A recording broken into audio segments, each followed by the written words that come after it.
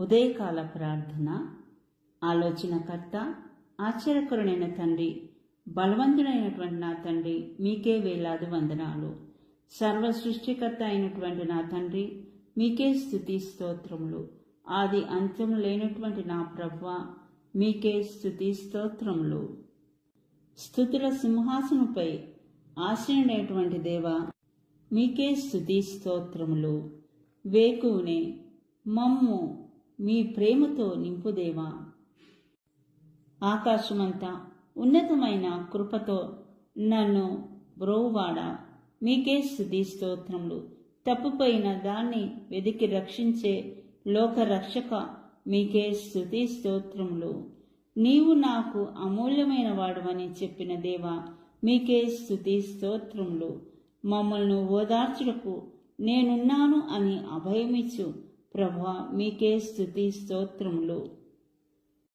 రాత్రి అంతా కూడా మమ్మల్ని కాచి కాపాడిన దేవా, మీకే స్తుతి స్తోత్రములు. నిన్నటి దినాన అపవాది చేతిలో మేము చిక్కుకోకుండా ఉండునట్లు కాపాడిన దేవా, మీకే స్తుతి స్తోత్రం తండ్రి. ఈ సమయంలో ప్రార్థిస్తున్నటువంటి ప్రతి ఒక్క బిడ్డ ప్రార్థనని ఆలకించండి తండ్రి. మరి ముఖ్యంగా సమస్యలతో ఉన్నవారు, అప్పు సమస్యలతో ఉన్నవాళ్ళు, ఇంటి లోన్లు తీసుకుని కట్టలేక బాధపడుతున్న వారి ప్రార్థన ఆలకించండి. బిడ్డల కోసం ప్రార్థిస్తున్నటువంటి ప్రతి ఒక్క తల్లి తండ్రి ప్రార్థనని ఆలకించండి తండ్రి. ముఖ్యంగా ఈ సమయంలో యువత గురించి ప్రార్థించుకుంటున్నాం తండ్రి. యువత దారి తప్పిపోకుండా అయా నైనా మీ కాపుదలలో వారిని ఉంచుతండి. అనాథ బిడ్డల్ని నైనా ఆదుకోండి తండ్రి. దిక్కులేని వారిని ప్రభువా ఆదరించండి తండ్రి.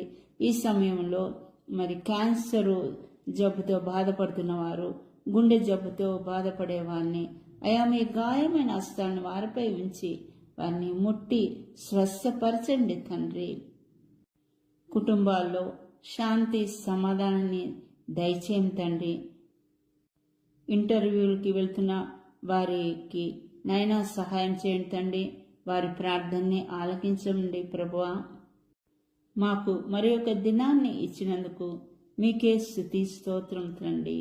ఇవన్నీ కూడా యేసుక్రీస్తు నామమున అడిగి వేడుకుంటున్నాం తండ్రి. ఆమెన్.